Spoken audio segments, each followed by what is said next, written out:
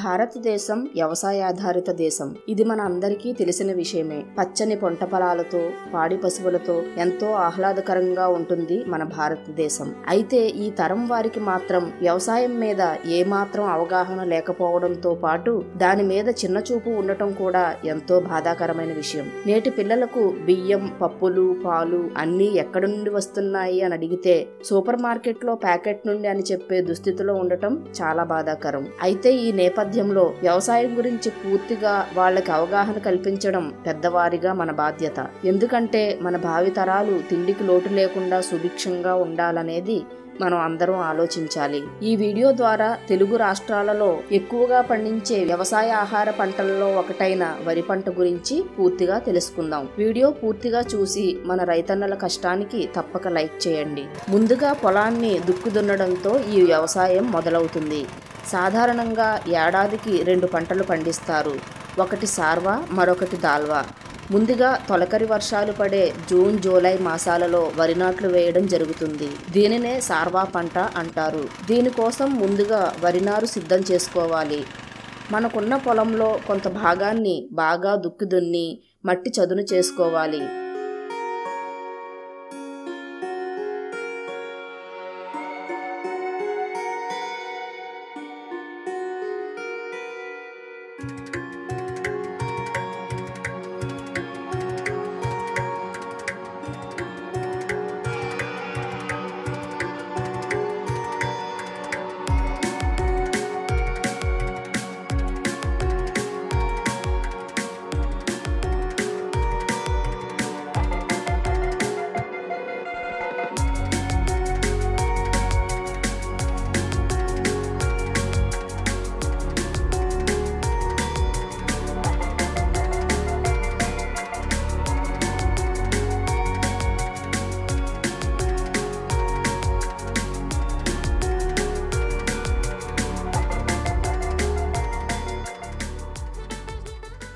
దీనికోసం ముందుగా ఎక్కువ దిగుబడి వచ్చే వరి విత్తనాలను రైతులు బయట మార్కెట్లో కొనుక్కోవాలి.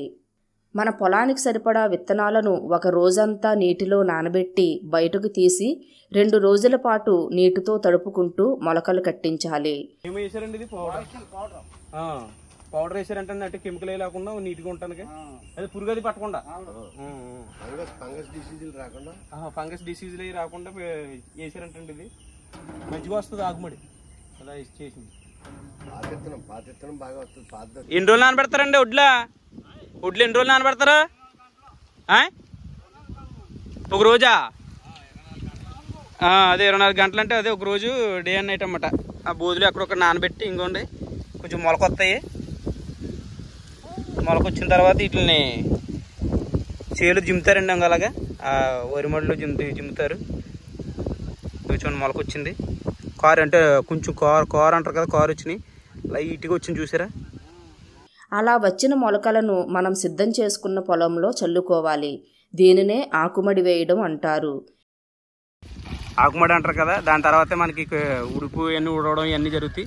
పనులు స్టార్ట్ అయిపోతాయి. ఇంకా వర్షాలు స్టార్ట్ అయినాయి కదా, ఫుల్ ఇంకా బిజీగా ఉంటారు జనాలందరూ. రైతులు ఖాళీ ఉండదు అసలు పాపం.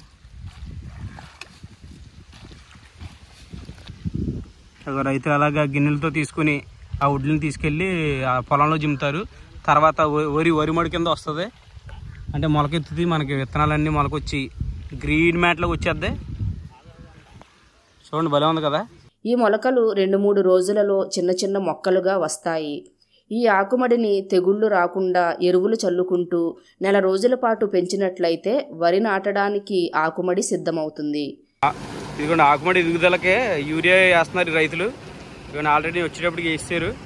ఆ గిన్నెలతో పట్టుకెళ్ళి సంచులు కూడా పుడిమేస్తున్నారు అంకులు. చూడండి భలే ఉంది కదా.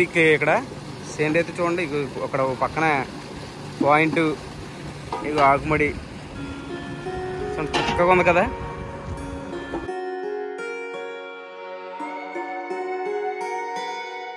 ఈలోపు మన మిగిలిన పొలం అంతటిని ట్రాక్టర్తో దున్నుకోవాలి. ఇదివరకు ఎడ్ల బండ్లతో పొలాలు దున్నేవారు. ఇప్పుడు అందరూ ఈ ట్రాక్టర్లనే దున్నడానికి ఉపయోగిస్తున్నారు.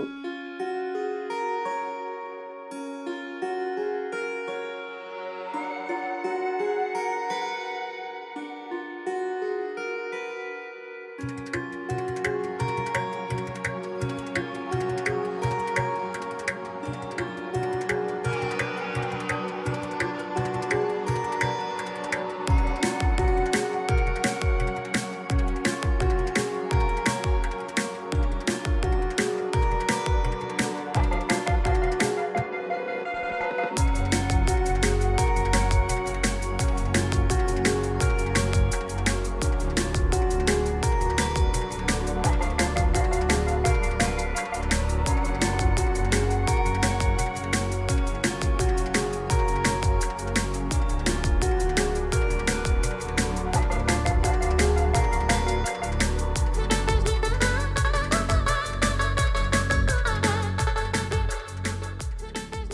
దున్నిన పొలాన్ని సమానంగా చదును చేసుకోవాలి. దీనినే తోరాలు వేయడం అంటారు. ఈ సమయంలోనే గట్లను కూడా శుభ్రం చేసుకుంటారు. ఈ సమయంలో పొలంలో నీరు నిండుగా ఉండేలా చూసుకోవాలి. నెల రోజులు పెరిగిన వరి నారును ఇలా కొంచెం కొంచెంగా తీసి కట్టలు కట్టి వరి నాట్లకు సిద్ధం చేస్తారు. దీనినే ఆకుతీత అంటారు. ఈ పనులన్నీ ఇదివరకు ఏ ప్రాంతం వారు ఆ ప్రాంతంలో తమ వ్యవసాయ పనులు చేసుకునేవారు. ఇప్పుడు ఎవరూ వ్యవసాయ పనులు చేయనందువల్ల పొరుగు రాష్ట్రాల నుండి మనుషులను తెచ్చుకొని వ్యవసాయ పనులు చేస్తున్నారు. ఇప్పుడు దున్నిన పొలం అంతటా ఈ ఆకుమడి కట్టలను అక్కడక్కడా చల్లుకోవాలి. తర్వాత వరి నాట్లు వేయడానికి మనుషులను తెచ్చుకోవాలి. వీరు ముందుగా తాడుతో కొలిచి నేలంతా సమానంగా సమభాగాలుగా పని చేసుకోవడానికి అనువుగా చేస్తారు. దీనినే చేళ్లు వేయడం అంటారు.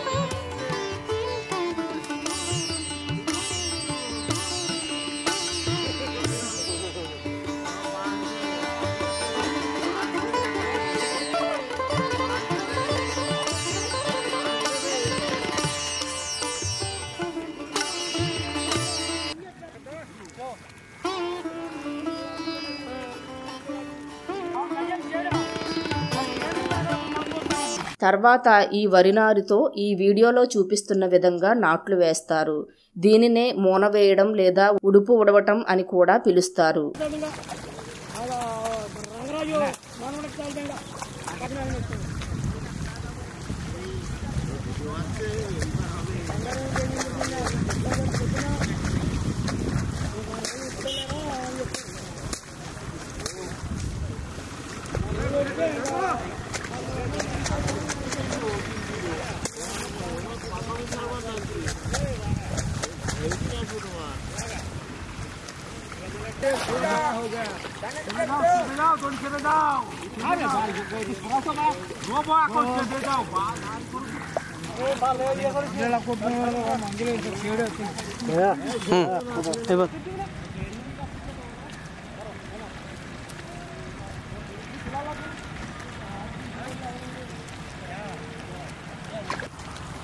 న్యాచురల్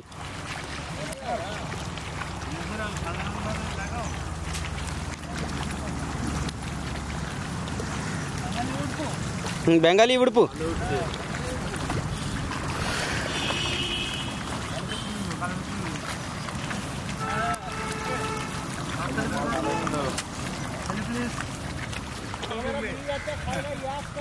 వీడియో యూట్యూబ్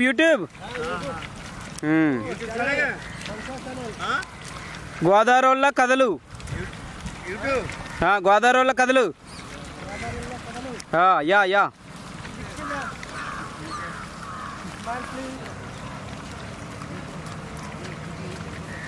मनुष्य बोले एक फटक नीचे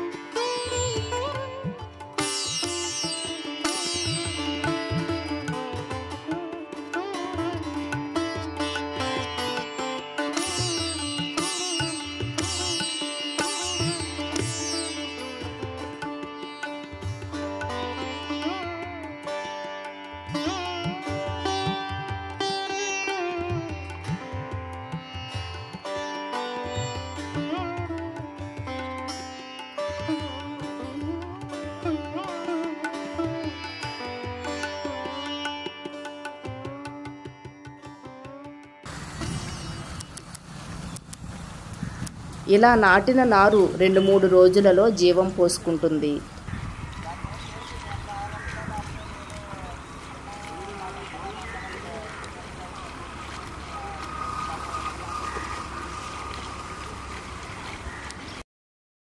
ఒక వారం రోజుల తర్వాత ఎరువులు వేసుకోవాలి.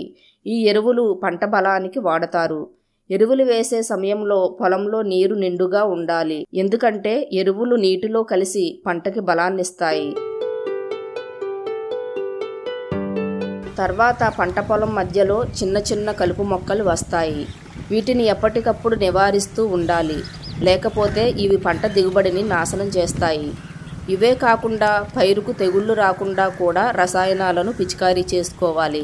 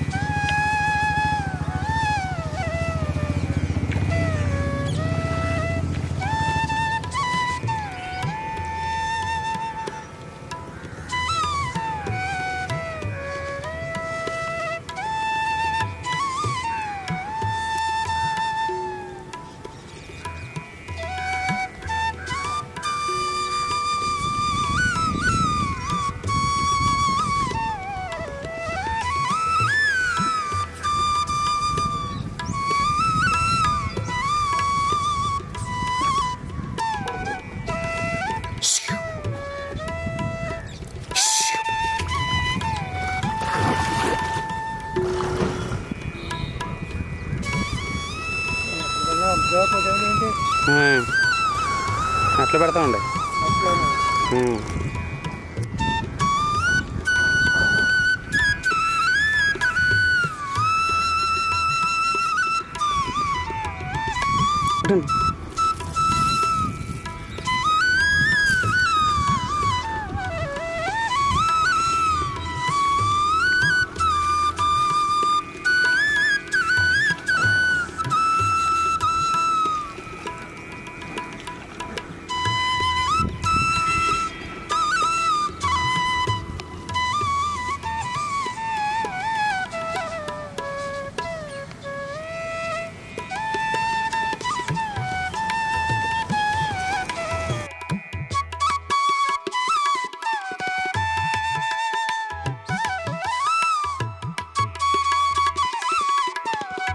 లేటెస్ట్ టెక్నాలజీని వాడి ఇప్పుడు ఈ విధంగా డ్రోన్లతో కూడా రసాయనాలను పిచికారీ చేస్తున్నారు.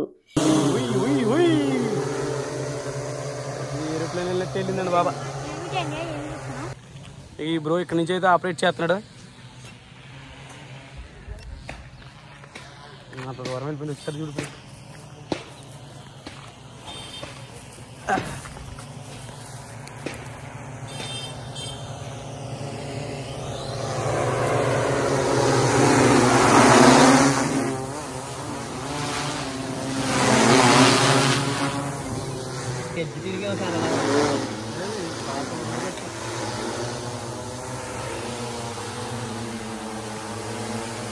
అయితే మామూలుగా చూడండి వచ్చేయండి వచ్చేయండి వచ్చేయండి వచ్చేయండి దుమ్ము లేపేయిందండి డ్రోనా చల్లబడమ్మా కదా.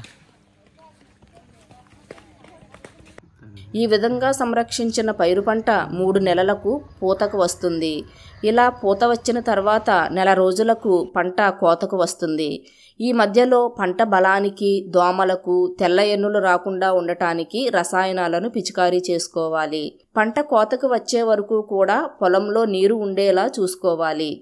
వారం రోజులలో కోత కోస్తామనే ముందు నీరు తగ్గించుకుంటూ పొలాన్ని ఎండగట్టాలి. ఇలా చేయడం వల్ల పచ్చని పంట బంగారు వర్ణంతో మెరుస్తూ కోతకు సిద్ధమవుతుంది. దీనిని ఇదివరకు మనుషులే కొడవళ్లతో కోసేవారు. దీనినే కోత కోయడం అంటారు. కానీ ఇప్పుడు కోత కోసే యంత్రాలతోనే వరి పంటను కోస్తున్నారు. ఈ మిషన్ వరిని కోసి వడ్లను వేరు చేసి ఈ ధాన్యం అంతటిని ఒక ట్రాక్టర్లో పోసేస్తుంది.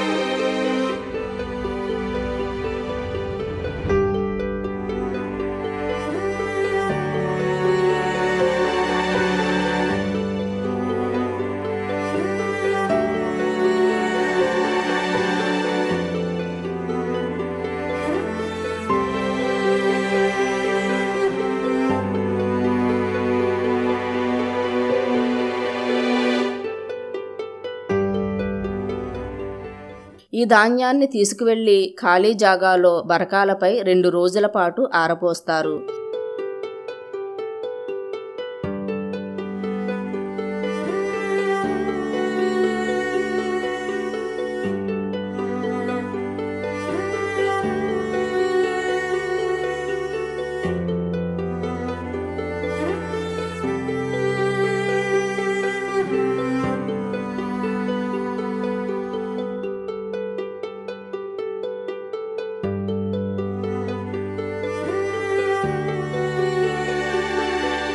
ఇలా ఆరిన ధాన్యాన్ని బస్తాలలో పోసి మిల్లుకు పంపిస్తారు.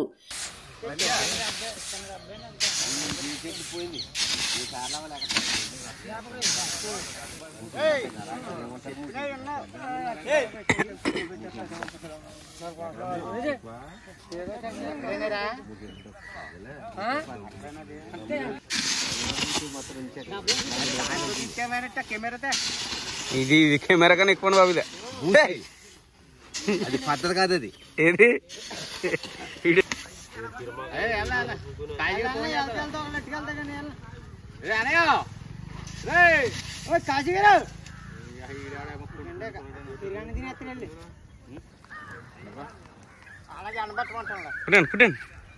యూట్యూబ్ పెడతావా? పెట్టు.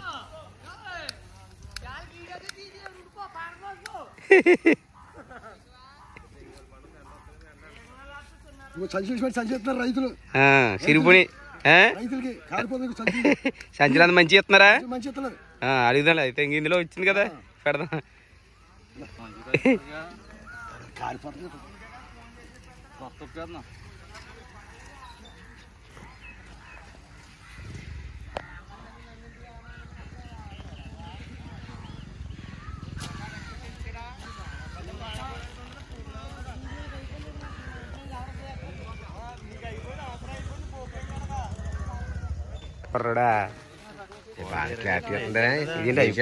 ఐఫోన్ అయిపోనా అందుకే వీడియోల కోసం కొన్నది. చూడాలి బాగా వస్తుందా? బాగుంటుందా? సూపర్. ఇదేం కూడా పంపరా అది చూడాడు వీడియో మాకు పంపరా.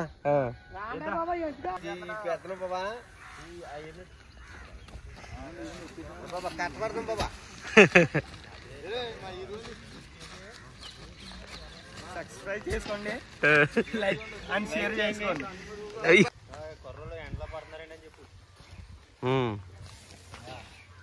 మేము అది వాళ్ళని తీయమన్నారు.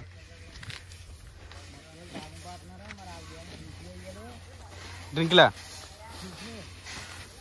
పెన్షనా ఇంకాసేపు ఇంకేదో ఒకటి ఆదాయం ఉండాలి. ఇంకా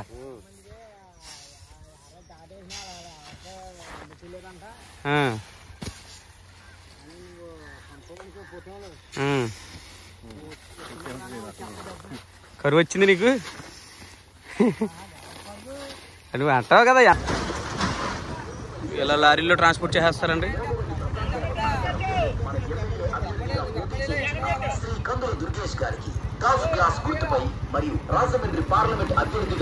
మిల్లులో ధాన్యాన్ని ఆడి బియ్యంగా తయారు చేస్తారు. ఈ బియ్యమే మనం తినే అన్నం. ఈ విధంగా మనం తినే అన్నం మన ప్లేట్లోకి రావాలంటే రైతన్న 5 నెలల పాటు ఇంత కష్టపడతాడు.